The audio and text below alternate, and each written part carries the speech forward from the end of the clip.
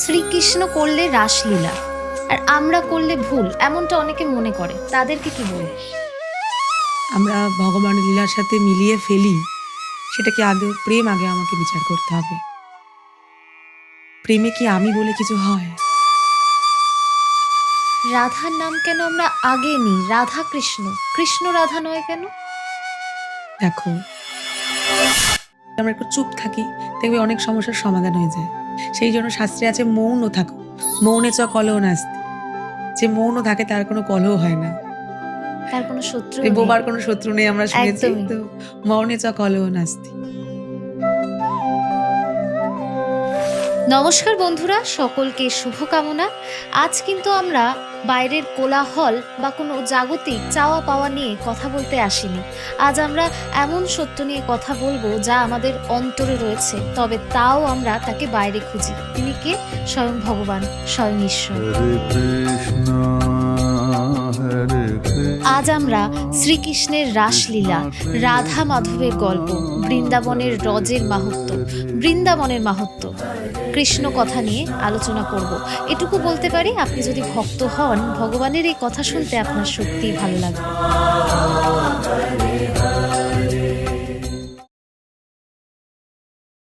নমস্কার বন্ধুরা, তোমরা দেখছো অ্যাস্ট্রোবুক আর তোমাদের সাথে আমি প্রীতি। আজকের আমাদের অতিথি দিয়া ঘোষ, যিনি একজন মোটিভেশনাল স্পিকার, স্পিরিচুয়াল স্পিকার এবং তার সাথে সাথে একজন অ্যাস্ট্রোলজারও। রাধেশ্যাম দি, কেমন লাগছে বলো এসে? রাধেশ্যাম, ভীষণ ভালো লাগছে। যাক, আজকের আমার একটা প্রশ্ন। শ্রীকৃষ্ণ করলে রাসলীলা আর আমরা করলে ভুল, এমনটা অনেকে মনে করে। তাদেরকে কি বলবে? দুরকম পথ আছে আমাদের পৃথিবীতে, একটা বন্ধন, হুম, একটা মুক্তির পথ। হুম, তা আমরা যাকে জড়জাগতিক দৃষ্টি দিয়ে প্রেম ভাবি বা আমরা ভগবানের লীলার সাথে মিলিয়ে ফেলি, সেটা কি আদৌ প্রেম? আগে আমাকে বিচার করতে হবে, হুম, তারপরের উত্তরটা আমি দেব। আমরা প্রেম মানে কি বুঝি? যে আমাকে ভালো রাখতে হবে, আমাকে ভালোবাসতে হবে, আমাকে সময় দিতে হবে, আমাকে দেখাশুনো করতে হবে, আমার খেয়াল রাখতে হবে। কোথাও না কোথাও আমি কথাটা আছে তো। একদম। প্রেমে কি আমি বলে কিছু হয়? হয় না তো। যদি এখনো কোথাও কারোর মনে আমি কথাটা থেকে থাকে, তাহলে কিন্তু এখনো সে প্রেমের পর্যায়ে উন্নতি লাভ করেইনি। তাই আমাদের নিত্য কাজের সাথে ভগবানের লীলা আর আমাদের জড়জাগতিক যে ভালো লাগা বা নিজের ভালো থাকার আকাঙ্ক্ষার সাথে রাধা মাধবের যে দিব্য প্রেম, দিব্য হুম, বলবো, দিব্য প্রেম অনেক পার্থক্য। কয়েকটা কাহিনীর মাধ্যমে হয়তো আমি বোঝাতে পারবো। যেমন আমরা যদি কাউকে ভালোবাসি, সে যদি অন্য কাউকে বিয়ে করে নেয়, কেমন লাগবে? সহ্য করা খুব কঠিন। আর তার স্ত্রী যদি কখনো আমাদের কাছে আসে আবার, আমরা তাকে কিভাবে দেখব? হুম। এই সমাজ তো তাকে খুব অন্যরকম, মানে যার উপর দিয়ে এটা হবে সে তো খুব বাজে নজরেই দেখবে, হিংসে আমাদের করবে। আমাদের মনে ঈর্ষা আসবে একদম। যে আমি থাকতে পারিনি, সে কেন কিন্তু তার সে সাথে থাকতে থাকবে? পারছে। তো সে আবার আমার কাছে এসেছে। হুম, তাকে কিন্তু কখনো আমরা সেই ভালোবাসা দিতে পারবো না, প্রেম দিতে পারবো না। কিন্তু রাধারানীর ক্ষেত্রে কি হয়েছিল? যখন শ্রীকৃষ্ণ চলে গেলেন, তিনি যদিও বা যাননি বৃন্দাবন ছেড়ে কখনো, হুম, এটা অনেক নিগূঢ় তত্ত্ব। কিন্তু যদি আমাদের মতো করে আমরা ভাবি হুম, যে ভগবান শ্রীকৃষ্ণ চলে গেলেন মথুরাতে। সেখানে তার বিবাহ হলো রুক্মিণী দেবীর সাথে। তো তার যখন স্ত্রীরা ১৬,১০৮ জন হুম, স্ত্রী বৃন্দাবনের রাধারানীর কাছে এসেছিলেন, তখন রাধারানী যখন জানতে পারলেন যে তারা কৃষ্ণের স্ত্রী, হুম, তখন রাধারানী তাদেরকে খুব আলিঙ্গন করলেন, খুব জড়িয়ে ধরলেন, খুব প্রেম দিলেন। যে আমি থাকতে পারিনি তো কি হয়েছে? আমি সেবা করতে পারিনি তো কি হয়েছে? ওরা তো আমার স্বামীর সেবা করছে। তাই আমার থেকেও তারা আমার কাছে অনেক বেশি গুরুত্বপূর্ণ। তার মানে কি? প্রেম ত্যাগ বোঝায়। তাত সুখে সুখিত্তাম। হুম, নিজের সুখটা নেই এখানে। তাত সুখে সুখিত্তাম, যে তোমার সুখই আমার সুখ। তুমি যেখানে ভালো থাকবে, হুম। তুমি যার সাথে ভালো থাকবে, আমি তোমাকে দেখে সুখী হব। এরকম প্রেম জড়জগতে আছে তো? এই তো একটা আছে। না। আর আমাদের জড়জাগতিক যে মোহ বলবো, তাদের দেহের সাথে দেহের সম্পর্ক আছে। হুম। দেখতে সুন্দর লাগছে তোমাকে আজকে, ক্রাশ, বা আজকে এইভাবে সাজো, বা সে আমাকে এটা দিতে পেরেছে, আজকে গিফটটা আমার লাগবে। রাধা মাধবের প্রেমে কোনো দেহের সম্পর্কই ছিল না, কোনো ইন্দ্রিয়ের সংস্পর্শই ছিল না। রাধারানী ১০০ বছর, গোপীরা ১০০ বছর গোবিন্দকে চোখে দেখতেই পাননি, তাও তাদের ভালোবাসা কিন্তু কম হয়ে যায়নি। রোজ তারা যেতেন যমুনা তীরে আর ভাবতেন আজকে মাধব আসবে, আজকে গোবিন্দ আসবেন। আবার তিনি আবার তারা দেখতে পেতেন যে না, মাধব আসলেন না। পরের দিন আবার সকাল থেকে সন্ধ্যা অবধি, না মাধব আবার পরের দিন আসবেন। এইভাবে ১০০ বছর কেটে গেছে যে মাধব আসবেন। এই প্রেমটা আমরা অনুভব করতে পারবো তো? এই অপেক্ষা আমাদের মধ্যে আছে? আজকে কারো স্ত্রী মারা যাক, আজকে কারোর স্বামী চলে যাক, ধরো আজকে কারোর স্ত্রী কাউকে সুখী করতে পারছে না, কারোর স্বামী কাউকে সুখী করতে পারছে না। সবার কথা বলছি না। কিন্তু সে কিন্তু অন্য আরেকজনের হাত ধরবে বা ভাববে যে হয়তো সে সুখী আছে, তার মতো স্বামী পেলে আমাদের ভালো হতো, তার মতো স্ত্রী পেলে আমাদের ভালো হতো। এই ভাবনাটা কখনো গোপীদের মনে ছিল না, রাধারানীর মনে ছিল না। তাই প্রেম ত্যাগকে বোঝায়। প্রেম বিরহে সবথেকে বেশি আমরা অনুভব করি। বিরহ কজন সইতে পারে? আমাদের সবসময় এটাই মনে হয় যাকে আমরা ভালোবাসবো আমাদের চোখের সামনে থাকবে। খাবে, ফোন করবে, বাথরুমে যাবে, বলে যাবে। কিন্তু সেখানে এরকম কোনো সংস্পর্শই ছিল না।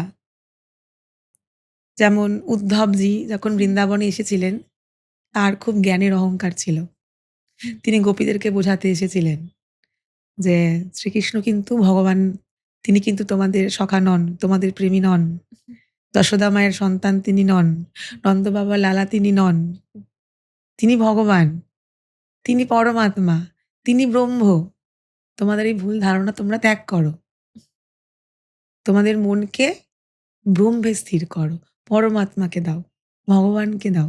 তো গোপীরা বলছেন ভগবানকে? আমি তো জানি না উদ্ধব। উদ্ধব বলছেন মা কেন, তুমি ভগবানকে চেনো না? তোমাদের কৃষ্ণই তো ভগবান। বলছেন না, আমি তো শ্রীকৃষ্ণকে ভগবান বলে জানি না। আর তুমি হৃদয় দেওয়ার কথা বলছো? ব্রহ্মকে, পরমাত্মাকে, ভগবানকে? একটাই হৃদয় ছিল, কৃষ্ণ নিয়ে চলে গেছে। আর কাকে হৃদয় দেব? আর তো হৃদয়ই নেই, হৃদয় শূন্য হয়ে ঘুরে বেড়াচ্ছি।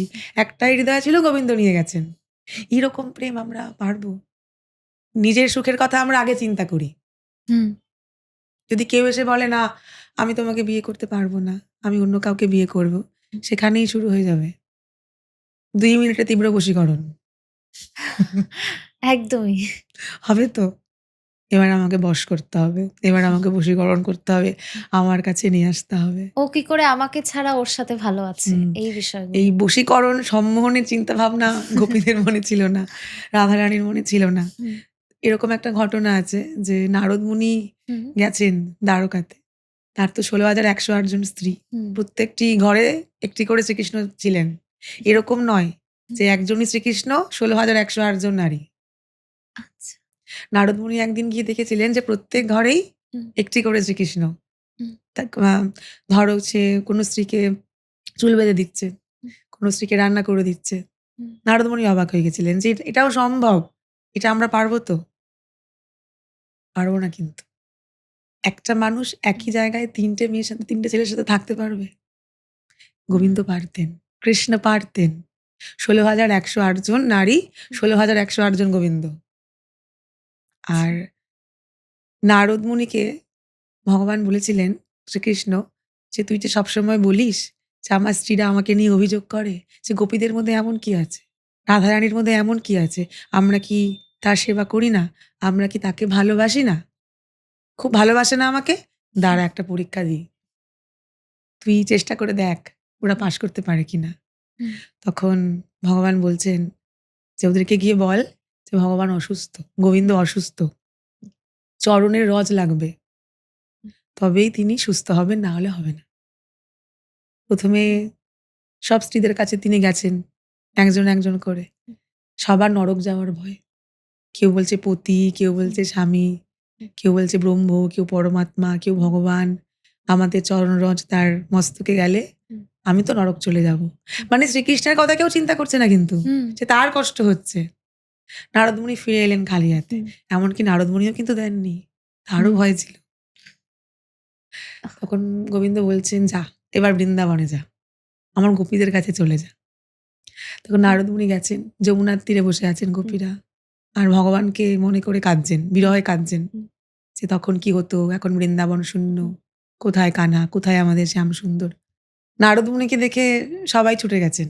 হুম। যে নিশ্চয়ই নারদমুনি আমাদের শ্যামের খোঁজ নিয়ে এসেছে।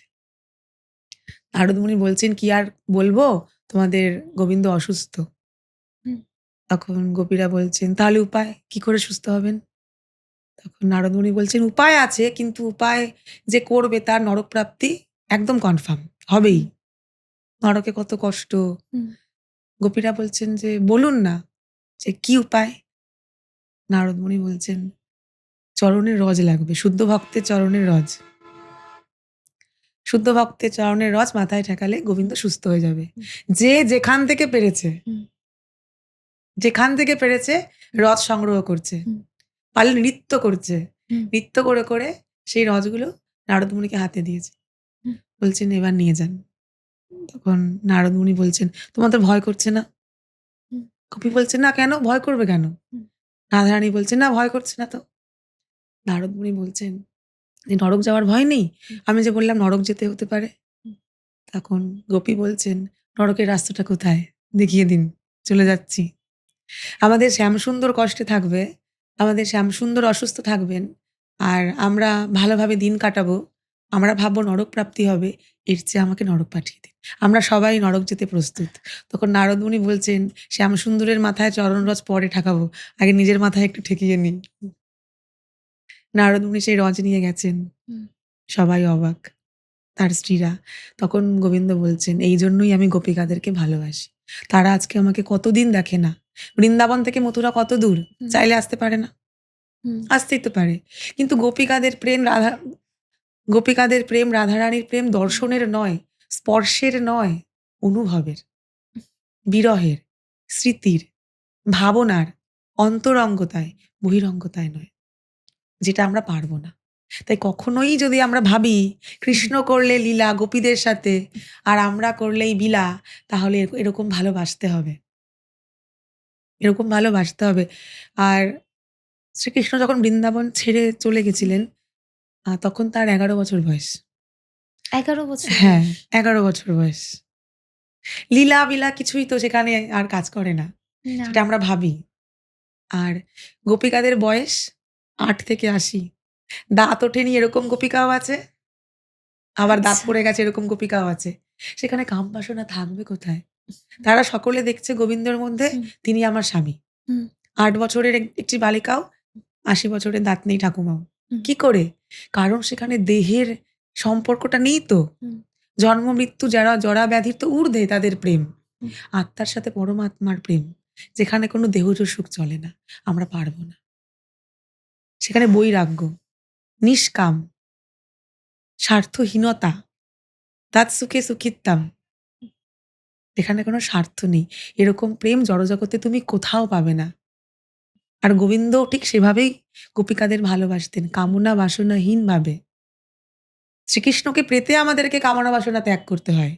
কত কিছু ত্যাগ করতে হচ্ছে, বৈরাগ্যে আসতে হচ্ছে। সেখানে গোবিন্দ কি করে কামনা বাসনা নিয়ে গোপীদেরকে দৃষ্টিপাত করতে পারেন? তাই তাদের প্রেম আমাদের প্রেম এক হবে না। আমরা জড়জগতের মায়ার অধীন থাকা জীব। সেইজন্যই আমরা বুঝতে পারি না রাধাকৃষ্ণের প্রেমকে। যখন আমরা ভক্তি প্রাপ্তি আমাদের জীবনে হয় কোনো মহাত্মা সন্তের কৃপায়, গুরুর কৃপায়, হুম। তখন এই মায়ার চশমাটা কেটে যায়। হুম। তখন মনে হয় না আমি তো কিছু না, আমি তো এই দেহ না, আমি তো আত্মা। হুম। তখন তুমি ফিল করবে যে নারী পুরুষ বলে কিছু এই জগতে হয়ই না। কৃষ্ণ একা পুরুষ, বাকি সব প্রকৃতি। বৃন্দাবনে যদি কোনো পুরুষও যায় সেও সখী। কৃষ্ণ একা পুরুষ, বাকি সব প্রকৃতি। আর সেখানে কামদেবের কোনো স্থান নেই। নিষ্কাম ভক্তি, সমর্পণ, নিষ্কাম প্রেম, যে প্রেমে গোপেশ্বর মহাদেব, মহাদেবও গোপী। তো মহাদেব কেন গোপী হলেন? হুম, মহাদেব তো ছেলে, পুরুষ। তাই গোপী, কৃষ্ণা, রাধারানী, কৃষ্ণা এদের প্রেমে আমরা যদি আমাদের জড়জাগতিক চাহিদা, বাসনা, আকাঙ্ক্ষা খুঁজতে যাই, হুম। আমাদের অপরাধ হবে। আচ্ছা, অনেকে বলে রাধারানী স্বয়ং মহাদেব। এই কথাটা কি সত্য? ভক্তিতে সব এক। আমি যদি প্রেমের দৃষ্টিতে দেখি, ভাবের দৃষ্টিতে দেখি, যেমন গোবিন্দ বলছেন ভাবগ্রাহী জনার্দন। গোবিন্দকে আমরা বলি। তিনি ভক্তের হৃদয়ের ভাব গ্রহণ করেন। হুম, কোনো ধনী ব্যক্তি ৫৬ ভোগ দিল। ধরো কারো কাছে অর্থ নেই। সে মাটি দিয়ে তৈরি কিছু হুম, দিল। সে ওটাই চোখের জল দিয়ে অর্পণ করে বলল, "আমার হুম, কাছে আর কিছু নেই।" ৫৬ ভোগে ভাব নেই। হুম, মাটির তৈরি খাবারটায় ভাব আছে। গোবিন্দ মাটি গ্রহণ করেছেন কিন্তু হুম, বৃন্দাবনে করেননি। ঠিক সেরকম যখন কোনো মহাদেবের ভক্ত হুম, রাধারানীকেও ভালোবাসবেন, মহাদেবকেও ভালোবাসবেন, তিনি দেখবেন আমার মহাদেবের মধ্যেই রাধারানী বিরাজ করছেন। এরকম। আর রাধারানীর তত্ত্বটা হচ্ছে তিনি কৃষ্ণের শক্তি। হুম। কৃষ্ণের লাদিনী শক্তি।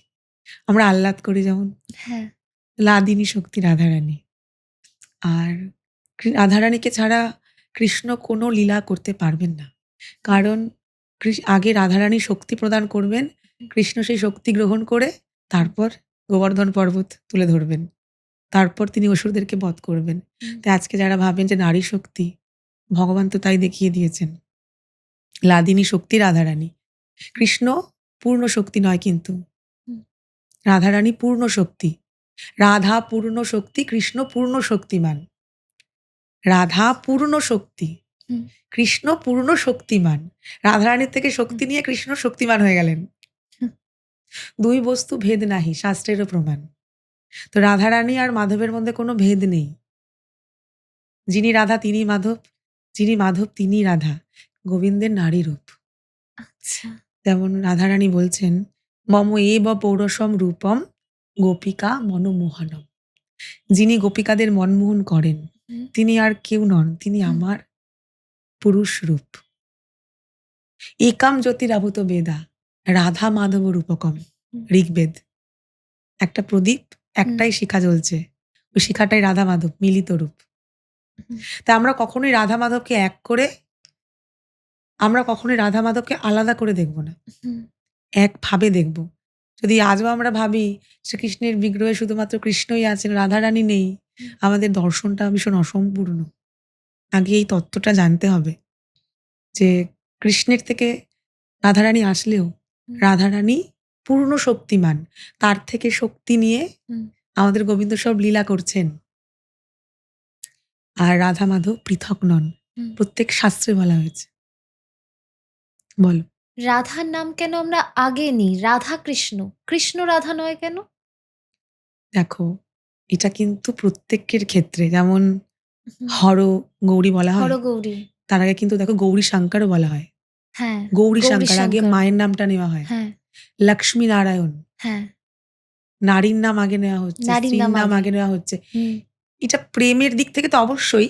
একদম। সনাতন ধর্মে আমাদের নারীদের রেসপেক্টটা খুব ঊর্ধ্বে। হুম, আগে মহাদেব বলো, গোবিন্দ বলো, নারীকে আগে রেখেছেন, ঊর্ধ্বে রেখেছেন। হুম, নিজের থেকে ঊর্ধ্বে রেখেছেন। হুম, আর দেখবে শ্রীকৃষ্ণ সমস্ত দায়িত্ব নারীদেরকে দিয়ে রেখেছেন। হুম, ক্ষত্রিয়, হুম। যোদ্ধা, মা দুর্গা। অর্থ সম্পদকে সামলাচ্ছেন মহালক্ষ্মী। হ্যাঁ, জ্ঞান, বিদ্যা, বুদ্ধি মা সরস্বতী। তিনি সমস্ত দায়িত্ব নারীকে দিয়ে রেখেছেন। সনাতন ধর্ম এতটাই সুন্দর। আমরা প্রকৃতিকে মা বলে পুজো করি। হুম, নারীর স্থান সেখানে সর্বোচ্চ। যশোদানন্দন, হ্যাঁ। তাই তো? যশোদানন্দন তিনি। এবার আসি রাধা কৃষ্ণ কেন? দেখো, কৃষ্ণ প্রাপ্তি করতে গেলে আগে রাধারানীর কাছে তোমাকে যেতে হবে। আচ্ছা। যদি রাধারানী প্রেম হয়, কৃষ্ণ আনন্দ। তুমি কাউকে ভালোবাসবে, তার প্রেমে পড়বে, তারপর তো তুমি তার থেকে আনন্দটা পাবে। হুম। আগে আনন্দ তারপর প্রেম কি? না, আগে প্রেম তারপর আনন্দ। তারপর আনন্দ। রাধারানী প্রেম, হুম, কৃষ্ণ আনন্দ। আর আগে গুরু তারপরে কৃষ্ণ। আগে আচার্য হুম, তারপরে কৃষ্ণ। হুম, তুমি যদি আগেই কৃষ্ণের কাছে যেতে চাও হবে না।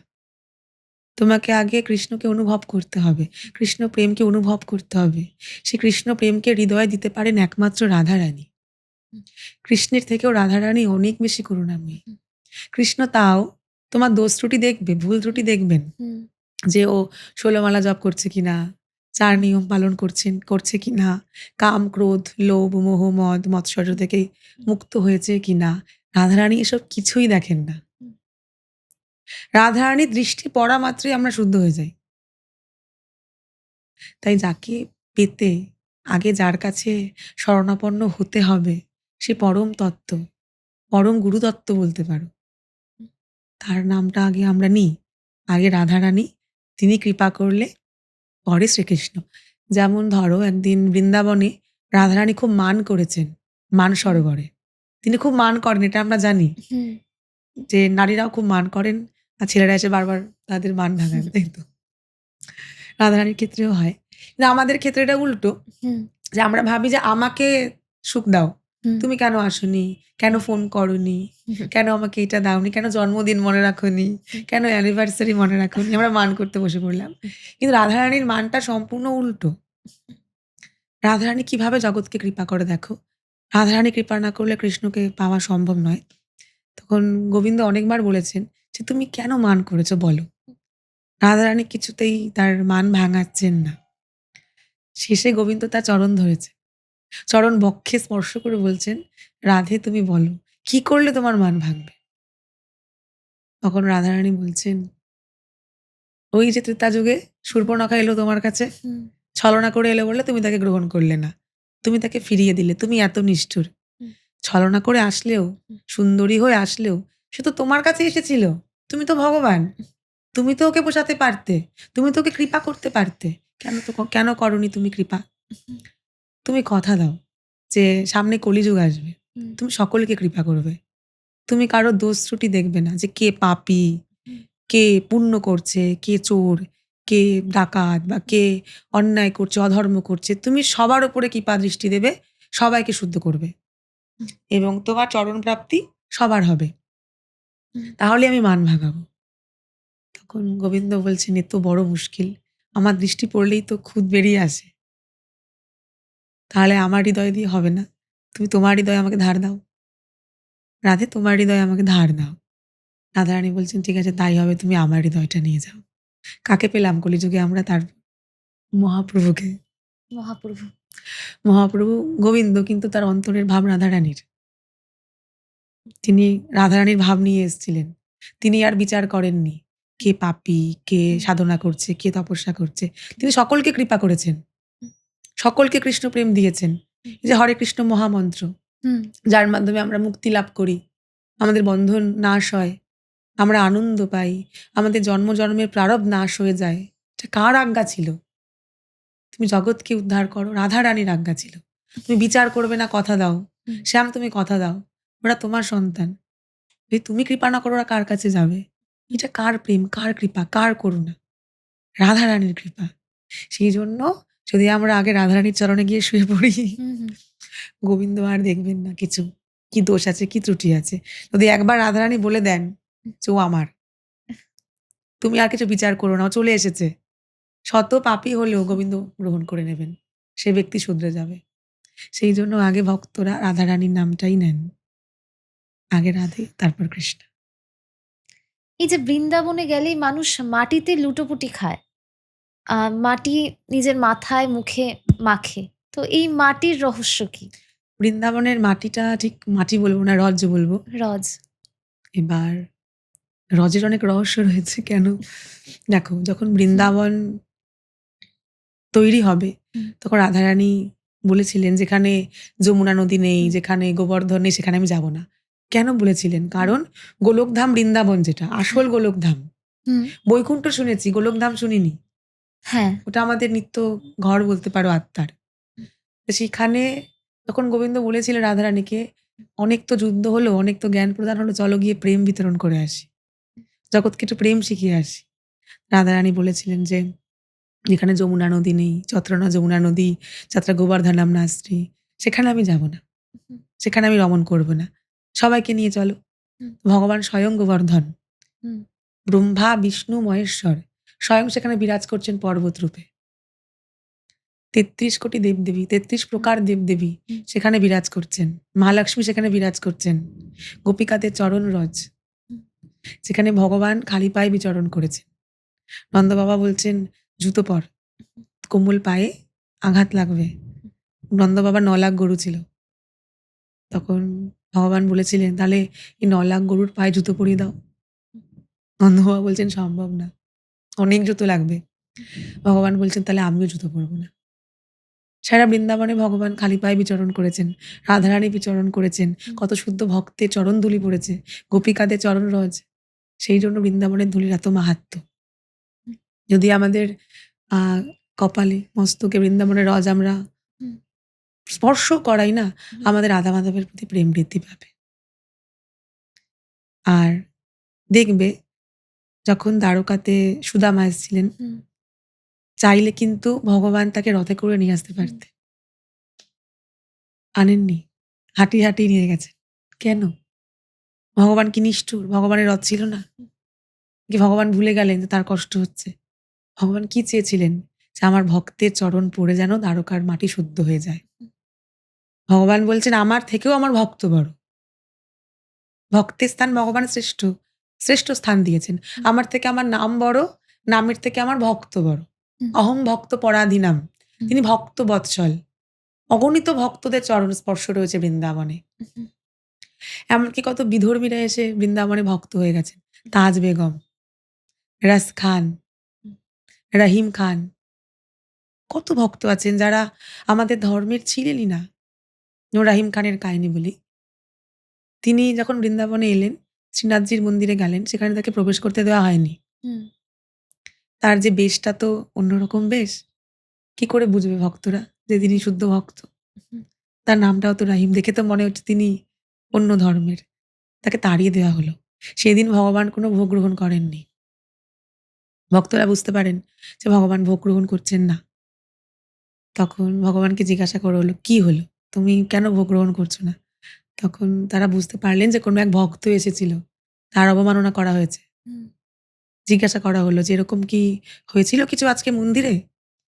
তখন একজন বললেন যে, "একজন মুসলিম এসেছিলেন, হুম। যে তার পোশাক দেখে আমার মনে হয়েছে তিনি মন্দিরে গিয়ে কোনো বিশৃঙ্খলা করবেন, তাই আমরা তাকে ঢুকতে দেইনি। তাকে অপমান করে তাড়িয়ে দেওয়া হয়েছে।" তাকে অপমান করে মানে কি, প্রবেশ অধিকার তাকে দেওয়া হয়নি। যমুনার তীরে গেলেন তিনি। গিয়ে খুব কাঁদছেন। অভিমান করছেন, ঝগড়া করছেন। যে এত দূর থেকে এলাম, এত কষ্ট করে এলাম। জল খাইনি, খাবার খাইনি। তোমার দর্শন করতে গেলাম। তুমি দর্শন তো দিলেই না, আমাকে তাড়িয়ে দিলে। তো ভগবানের খুব কষ্ট হলো। ভগবানকে যখন ভোগ দেওয়া হলো, তার বাইরে 56 ভোগও তৈরি হচ্ছে ভক্তের জন্য, যে কোনো ভক্ত এসেছিল তার জন্য রান্না হবে। হুম। তারপর ভগবান গ্রহণ করবেন। তো ভক্তরা আর কি নিয়ে যাবে? হুম। ভগবান গর্ভগৃহ থেকে থালা নিয়ে চলে গেছে। সোনার থালা। আচ্ছা। লিখে দিয়েছেন রহিমের সামনে। তিনি তো দেখছেন ভগবান এসেছেন। ৭ বছর বয়সী একজন বালক। বৃন্দাবনে ভগবানের রূপ যেমন, হুম। তার তো কথাই বন্ধ হয়ে গেছে। তখন ভক্তরা এসেছেন পরে তার জন্য খাবার নিয়ে। খবর পেয়েছেন যে ওই ভক্ত ওখানে রয়েছেন যমুনার তীরে। এসে বলছেন, "এই সোনার থালা কে দিয়ে গেছে? এ তো গর্ভগৃহের সোনার থালা। এতে তো আমাদের মাধব প্রসাদ পায়। মানে মাধব ভোগ পায়। তারপর আমরা সেখান থেকে প্রসাদ গ্রহণ করি।" হুম। তার মুখে কোনো কথা নেই। তার একটা মানে গান আছে পরে, যে নন্দলালা এসেছিল। আমি তো দেখেই স্তম্ভিত হয়ে গেলাম। তিনি আমাকে দিয়ে গেলেন তার খাবার। তো সেরকম ভক্তরা রয়েছেন। ভগবান কাউকে ভেদ করেননি। হুম। অগণিত ভক্তদের চরণ রজ। তা যদি আমাদের মস্তকে যায়, ক্ষতি কি? সারা সর্বাঙ্গ লাগে, ক্ষতি কি? আমরা মুক্ত হয়ে যাব। আমাদের আত্মা মুক্ত হয়ে যাবে এই জন্ম মৃত্যুর চক্র থেকে। আমরা প্রেম প্রাপ্তি পাবো। আমাদের জীবনে রাধারানীর কৃপা আসবে। হুম। তাই আগে ভক্ত, তারপর তো ভগবান। তেমনি যে যতবার পারবে বৃন্দাবনের রজে যদি সে গড়াগড়ি খায়, তবে তার কত পাপও যে নাশ হয়ে যাবে, কত প্রারব্ধ যে কেটে যাবে, সে কত জন্ম যে এগিয়ে যাবে কৃষ্ণ প্রাপ্তিতে, সে নিজেও জানে না। আচ্ছা। কিন্তু হ্যাঁ, যদি আমরা রিলস বানাতে যাই তাহলে বুঝতে পারবো না। একদমই। এগুলো একটু জেনে যেতে হবে হুম। বৃন্দাবনের মাহাত্ম্য। বলো। স্বয়ং ভগবান হয়ে শ্রীকৃষ্ণ গান্ধারীর দেওয়া অভিশাপ কি করে গ্রহণ করলেন? ভগবানকে তো কেউ অভিশাপ দিতে পারে না। না, তাহলে? ভগবান জন্ম, মৃত্যু, জরা, সবকিছুর ব্যাধি ঊর্ধ্বে। সবকিছুর ঊর্ধ্বে, কালেরও ঊর্ধ্বে। হ্যাঁ। তিনি স্বয়ং কাল। হুম। তিনিই কাল। হুম। কিন্তু দেখো, তোমাকে বললাম যে ভগবানের কাছে নারীর মর্যাদা সর্বোপরি। তিনি একদিকে দ্রৌপদীর সাথে ন্যায় করেছিলেন, হুম, করেছিলেন। কিন্তু কোনো অপরাধ না করেও তিনি গান্ধারী মায়ের অভিশাপ মাথা পেতে নিয়েছিলেন। কিন্তু তার প্রেক্ষাপটে আরো অনেক কাহিনী আছে। হুম, দ্বারকাতে ভগবানের কিছু ভক্তেরা এসেছিলেন, হুম, সাধু, সন্ত। আর ওই যে বললাম যে ভক্ত ভগবানের খুব প্রিয়। হুম। কৃষ্ণের যে পুত্র শাম্ব, শাম্ব। শাম্ব কি করলেন? হুম। তিনি গর্ভবতী মহিলা সাজলেন ছদ্মবেশে। ছদ্মবেশে। সাজার পরে তিনি বললেন গিয়ে যে তার বন্ধুরা বললেন যে ওর যে গর্ভে সন্তান আছে সে পুত্র না কন্যা। হুম, আর সাধু মুনি ঋষিদের চোখে হুম, ফাঁকি দেওয়া কখনো সম্ভব না। হুম, আর আরেকটা কথা বলি, দ্বারকা কিন্তু ব্রহ্মার তৈরি নয়। সেখানে কোনো অভিশাপ কাজ করে না। হুম, দ্বারকা বিশ্বকর্মার তৈরি। এ জগতে ব্রহ্মার নির্মিত স্থানে হুম। অভিশাপ ফলিত হয়। আচ্ছা। দ্বারকার ক্ষেত্রে কিন্তু কোনো অভিশাপ ফলিত হয় না। হুম, এই যে অপরাধটা করা হয়েছিল, হুম, তখন তারা অভিশাপ দিয়েছিল। তুমি আজকে যে ক্রিয়াটা করলে, এত বড় হুম, মজা করলে, হুম, তুমি একটি লোহার দণ্ড প্রসব করবে এবং সেই লোহার দণ্ডেই যদুবংশের নাশ হয়ে যাবে। হুম, তারপরে সেটাই হয়েছিল। হুম, সে একটা লোহার দণ্ড প্রসব করেছিল এবং হুম, সেই লোহার দণ্ডকে ঘষে একদম ছোট্ট আকার দিয়ে হুম, জলে ফেলে দেওয়া হয়েছিল। একটা মাছ সেটাকে খেয়ে নেয়। তারপর একটা ব্যাধ পায়। হুম, সেটা দিয়ে তীর-ধনুক তৈরি হয়। সেটা অনেক কথা। তারপরে এই যে ভক্ত অপরাধ, হুম। ভগবান কি পারতেন না ওদেরকে রক্ষা করতে? হ্যাঁ। তার পরিবারে, তার সন্তানদের মধ্যেও, তার সেনার ভেতরেও অনেক অধর্ম শুরু হয়ে গেছিল। মদ্যপান। এটা করা উচিত নয়। একদিন এরকম মদ্যপান করতে, করতেই তাদের মধ্যে ভয়ঙ্কর ঝামেলা হয়ে গেল। হুম, তারা একে অপরকে বধ করতে শুরু করে দিল, হত্যা করতে শুরু করে দিল। হুম, স্টপ হয়ে গেল। হুম, তাহলে এখানে গান্ধারীর অভিশাপটা আমি পরে ধরব। হুম, এইটা বুঝতে পেরেছিলেন উদ্ধব। উদ্ধবজি বলেছিলেন, যখন এই সাধু সন্তরা অভিশাপ দিয়েছিলেন যে, "তোমার এতেই নাশ হয়ে যাবে। হুম, তুমি যে মিথ্যেটা বললে, ছলনা করলে আমাদের সাথে।" হুম, তখন ভগবান বলেছিলেন যে, "তোমরা এই মুহূর্তে দ্বারকা পরিত্যাগ করে দাও। সোমনাথে চলে যাও। শিব মন্দির আছে হুম, যেখানে। সেখানে গিয়ে যদি তোমরা পুজো করো, তোমরা অভিশাপ মুক্ত হয়ে যাবে।" উদ্ধব দাঁড়িয়ে, দাঁড়িয়ে দেখছেন ভগবান কিরকম নাটক করছেন। হুম, কারণ উদ্ধব সব জানতেন। উদ্ধব বৃহস্পতির শিষ্য। তিনি খুব জ্ঞানী। তখন সবাই চলে গেলেন সোমনাথের উদ্দেশ্যে যে হুম, অভিশাপ খণ্ডন হবে। তাদের মনে অনেক ভয়। তখন উদ্ধব জিজ্ঞাসা করেছিলেন যে, "কেন তুমি চাইছো তোমার এই সাম্রাজ্য নাশ হয়ে যাক? কেন তুমি চাইছো তোমার পুত্রেরা মারা যাক? কেন চাইছো? তোমার মনে দয়া মায়া নেই? তুমি মানছি তুমি ব্রহ্ম, তুমি পরমাত্মা। তুমি তো চাইলে আটকাতে পারো। কারণ আমি জানি তুমি এটা কেন করলে? এটা দ্বারকা, হুম, বিশ্বকর্মার তৈরি। এখানে কোনো অভিশাপ ফলিত হয়নি। যখনই ওরা দ্বারকার বাইরে যাবে, হুম, তখনই ওদের উপরে অভিশাপ ফলিত হবে। তার মানে অভিশাপ মুক্ত করতে কিন্তু গোবিন্দ পাঠাননি। ইচ্ছাকৃত যেন অভিশাপটা লাগু হোক, হুম, সেই জন্য পাঠিয়েছেন। ভক্ত অপরাধ, বৈষ্ণব অপরাধ, সাধু সন্তের প্রতি অপরাধ হুম, ভগবান ক্ষমা করেন। কক্ষনো ভগবান ক্ষমা করেন না। সেই জন্য ভক্ত অপরাধ থেকে আমরা হুম, খুব দূরে থাকি। যে কোনো ভক্তের হৃদয়ে যেন কষ্ট না থাকে, আঘাত না লাগে। কৃষ্ণ নিজের হুম, বংশধরকে ছাড়েননি। আমরা শুধু গান্ধারীর অভিশাপটাকেই দেখি, হুম, তাই তো? তার প্রেক্ষাপটে রয়েছেন ভক্ত অপরাধ। হুম, তার নিজের সন্তানের দ্বারা করা ভক্ত অপরাধ। হুম। যার কারণেই কিন্তু দ্বারকা ধ্বংস হয়ে গেল। নিজের সন্তানকেও ক্ষমা ক্ষমা করেননি। করেননি তিনি। সেই জন্যই অনেকে ভাবে যে ভক্তদের তিলক নিয়ে একটা খারাপ কথা বলে দেব। হুম, তুলসী নিয়ে একটা খারাপ কথা বলে দেব। আমি আমার অ্যাস্ট্রোলজি লাইফে দেখেছি হুম, যে বৃহস্পতিকে দেখে বোঝা যায় ওই বংশে কোনো গুরু অপরাধ আছে কিনা, ভক্ত হুম, অপরাধ আছে কিনা। নবতারা চক্রে একটা তারা হয় নিধন তারা, হুম, নৈধন্য তারা, বধ নক্ষত্র, হুম, মৃত্যু। হুম, তা বৃহস্পতি যখন মৃত্যু তারায় বসে যায়, নিধন তারায় বসে যায়, তখন এটা বোঝা যায় যে ওই বংশে এমন কোনো কেউ কিছু অপরাধ করেছে, কোনো হুম, ভক্তের হৃদয়ে কষ্ট হয়েছে, হুম, গুরু কৃপা হারিয়ে গেছে। গুরু কৃপা না থাকলে ভগবান কৃপা করেন হুম, না। দেবদেবীরাও কৃপা করেন না। আর কে করেছে এটাও বোঝা যায়। পিতা না মাতা। হুম, চতুর্থ ঘরের সঙ্গে বৃহস্পতি যুক্ত থাকলে মাতা, হুম, নবম, দশম পিতা। তো সেই সময় আমি বলি যে এখানে কোন রকম তার জীবনে কোনো উন্নতি নেই। হুম, চাকরি নেই, সন্তান নেই, ছন্নছাড়া জীবন। এমনকি এই যে অভিশাপটা এক জীবনে হবে না কিন্তু, সে হয়তো পরজীবনেও বহন করবে। হুম, আর হয়তো, হয়তো না ১০ মানে ১০ উত্তরসূরি। এক পূর্বপুরুষ করেছে, হুম, তারপরে যারা জন্মাবে, কোন যে আ মানে কি বলবো, কে যে গিয়ে শেষ করবে কোনো ঠিক নেই এটা। এতটাই খারাপ ভক্ত অপরাধ। একটাই উপায় থাকে এরকম অবস্থায়। পোখরাজে কাজ হবে না। কোনো নিয়ম নিষ্ঠা মেনে কাজ হবে না। হুম, কোনো গুরুর কাছে গিয়েও কাজ হবে না। একমাত্র কৃষ্ণ ভক্ত, একমাত্র বৈষ্ণব যদি কৃপা করে, বৈষ্ণব সেবা, বৈষ্ণবের কাছে গিয়ে ক্ষমা প্রার্থনা। হুম, যে কে করেছে তো আমি জানি না। আমার কোনো পূর্বপুরুষ করেছেন। হুম, কিন্তু আমি তোমার কাছে ক্ষমা চাইছি। হুম, সেখানে কোনো রিমেডি কাজ করে না। একমাত্র গুরু যদি কৃপা করেন না, হুম, ৮ টা গ্রহ খারাপ থাকলে সে উতরে যায়। গুরু কৃপায়। আচ্ছা। গুরু কৃপা এমন। যদি গুরু কৃপা না থাকে, হুম, ভক্ত অপরাধ থাকে, বৈষ্ণব অপরাধ থাকে, হুম, ব্রাহ্মণের প্রতি কোনো অপরাধ থাকে, যে শুদ্ধ ব্রাহ্মণ। হুম, ব্রাহ্মণ কথাটাও আজকে আমরা বুঝতে পারি না। হ্যাঁ, যে শুদ্ধ ব্রাহ্মণ ভগবান বলেছেন যে জন্মগত নয়, যিনি হুম, গুণ এবং কর্মে। শ্রীমদ্ ভাগবত গীতায় শ্লোক গুণ আছে। এবং কর্মে যে ব্রাহ্মণ। চতুর্বর্ণ ময়া সৃষ্টম। ৪ বর্ণ হুম, আমি সৃষ্টি করেছি। গুণ ও কর্ম হুম, বিভাগাসা। সেই অনুযায়ী যদি কোনো বৈষ্ণব ব্রাহ্মণকে কেউ কষ্ট দেয়, হুম, তার বৃহস্পতি সেই মুহূর্তে খারাপ হয়ে যায়। আর হুম, ঠিক হয় না। নাশ, পরিবার নাশ হয়ে গেল। হুম, ঠিক সেটা কিন্তু ভগবানও দেখিয়েছেন। যে আমার ক্ষেত্রে তোদের ক্ষেত্রে নিয়মটা আলাদা নয়। হুম, কর্মফল সবাইকে ভোগ করতে হয়।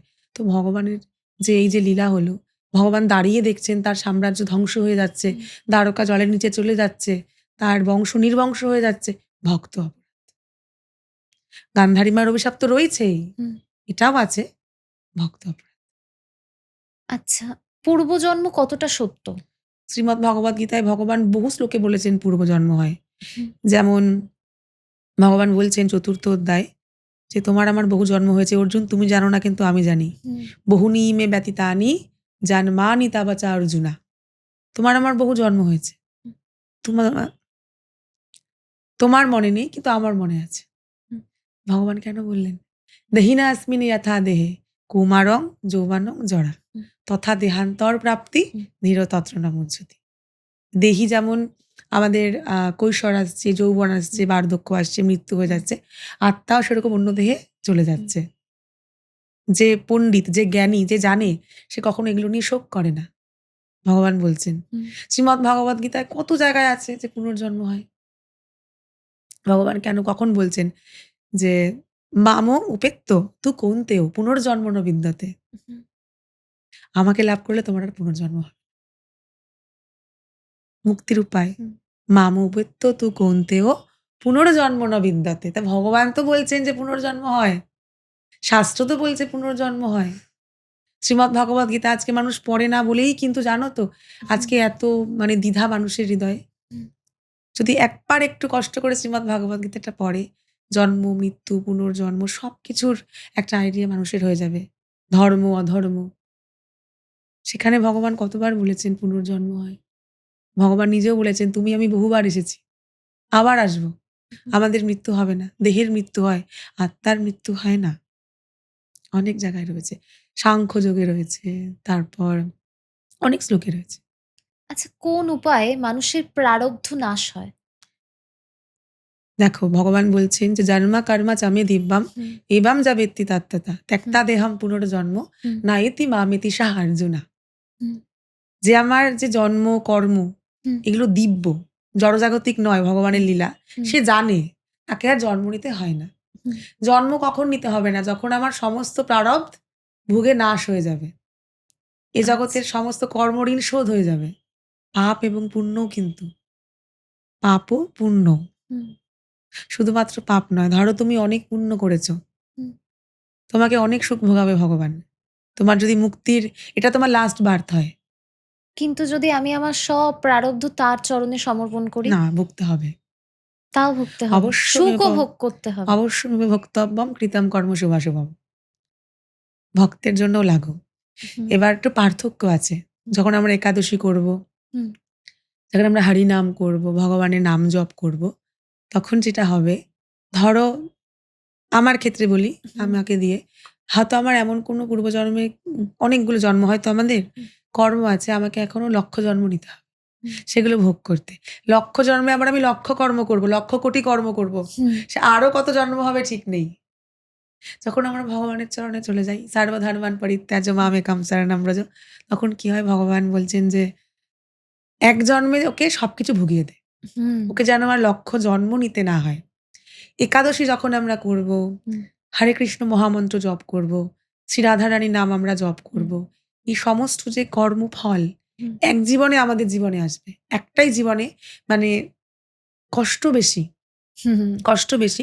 দেখবে ভক্তদের জীবনে রোগ, শোক, একদম। বিরহ খুব বেশি হয়।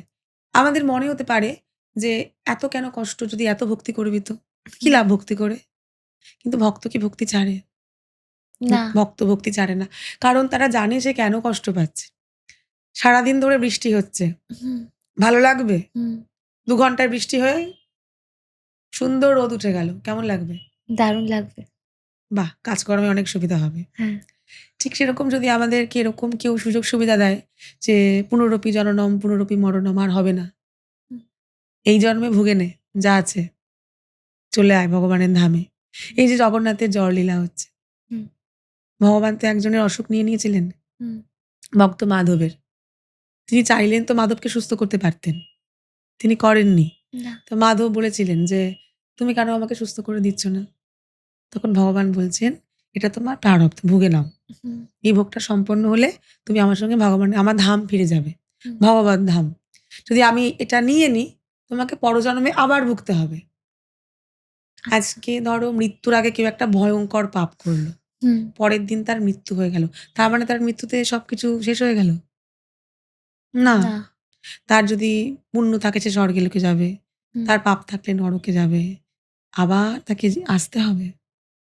হুম। শেষ হবে না এই সার্কেল। Never ending circle. মুক্তির একটাই উপায়, হরে রাম, হরে নাম, হরে নামৈব কেবলম, কালো নাস্তেব নাস্তেব নাস্তেব গতিরান্যথা। কৃষ্ণের প্রতি সমর্পণ রাখতে হবে।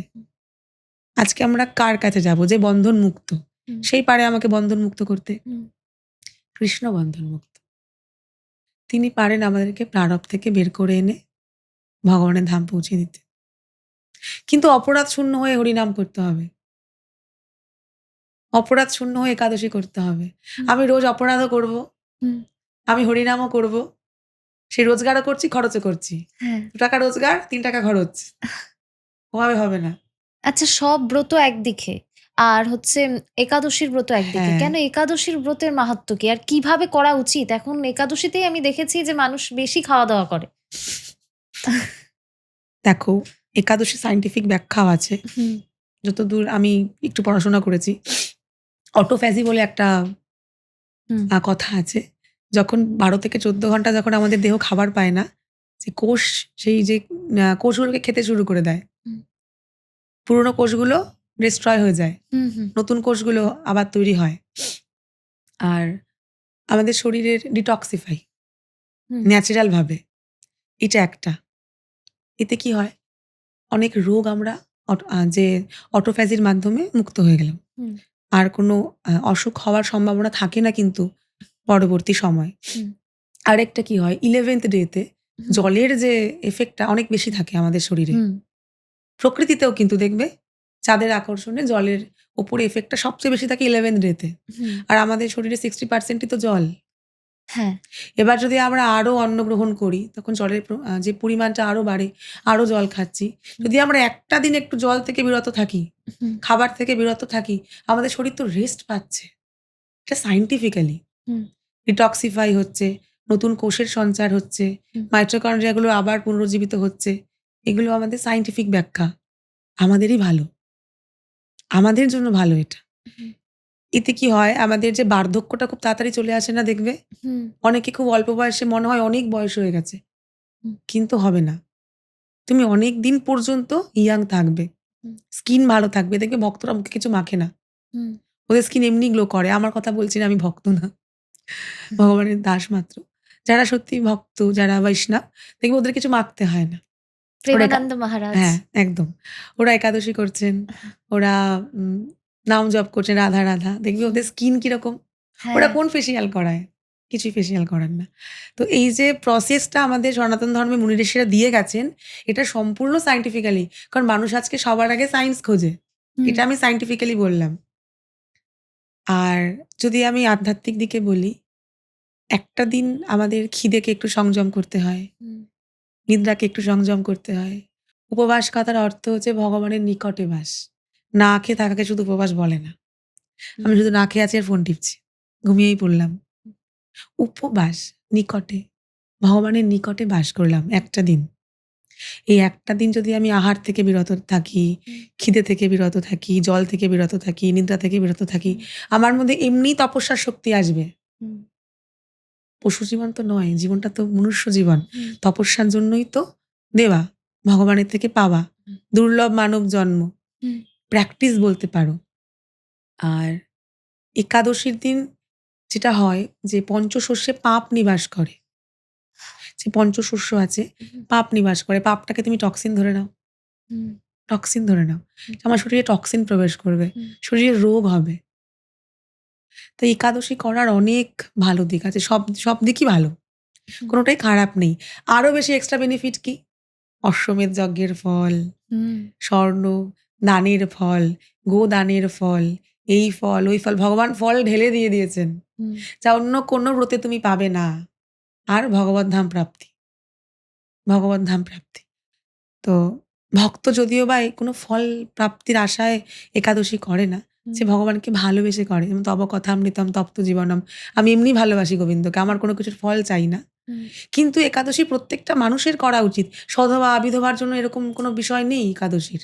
হুম, সবাই করতে পারে। সবাই করবে ৮ থেকে ৮০।